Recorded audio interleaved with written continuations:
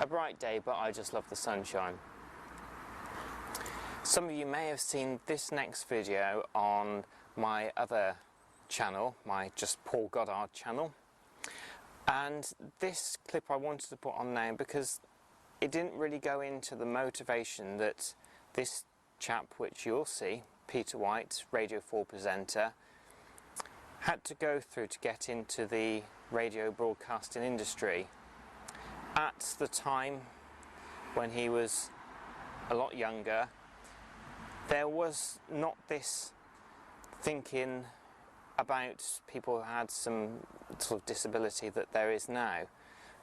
Quite often, if you were blind as Peter White is, you would be thought that you wouldn't be able to really do very much, which is completely incorrect thinking. So he's got a very special talk coming up at the Isbourne, and it'll be my last guest speaker that I have booked, although I continue to introduce him. He's the last person that I have booked for the venue, and it will be a very special one. He'll be talking about his motivation to get into the radio industry.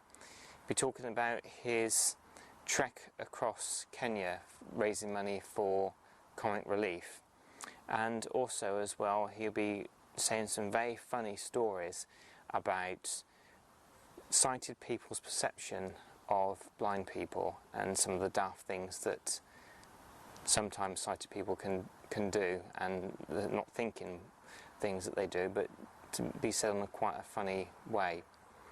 So in the description is a link to the Isbourne where you can get hold of one of these tickets. The Isbourne's a venue in Cheltenham. I'll also leave the phone number in the description as well.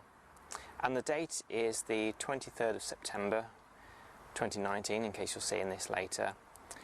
And the time starting will be 7 o'clock, and tickets are very reasonable, £15. So hopefully I might see you there. If you do say hello. Our chaps are heading off to Chertsey, in the borough of Runnymede, and one of the country's most historic cricket clubs, to meet club historian Martin Allen. So, how old is Chertsey Club then? Well, we've been playing here just 100 years, but the club can trace itself back to 1737. So there's the friendliest of rivalries between clubs as to which is the oldest, but we must be one of the oldest 5, 6, 7 cricket clubs in the entire world. But there's some lovely stories of teams from Hambledon coming up to Chertsey, and of course in those days, horse and cart, take 2 or 3 days to get here.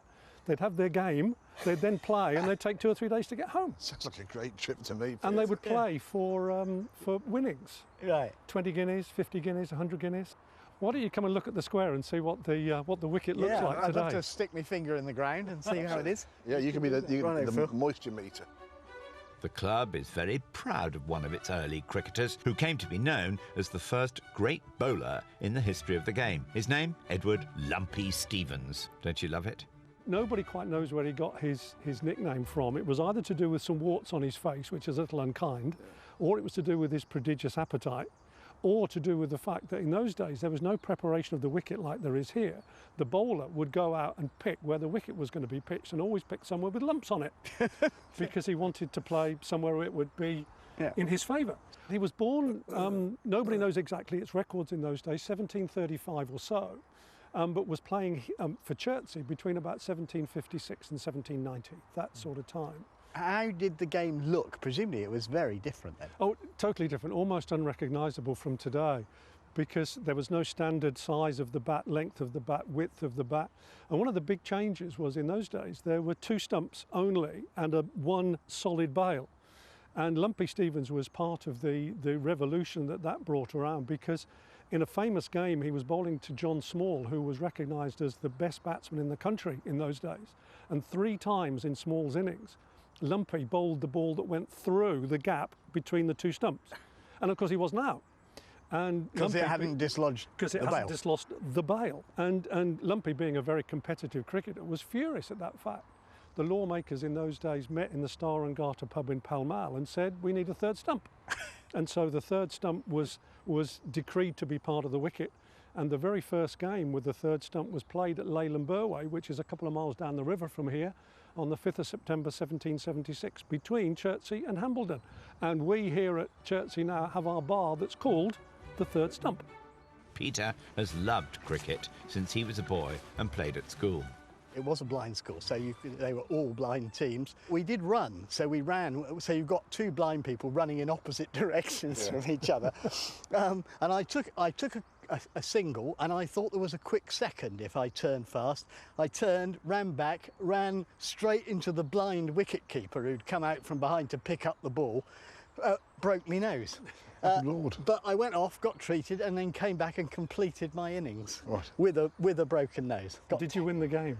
We did, and I got from 5 to 10 with a broken nose. Ouch! Time for the chaps to take a turn. Blind cricket is played using an ordinary cricket bat with a ball which emits a bell-like sound. Shot.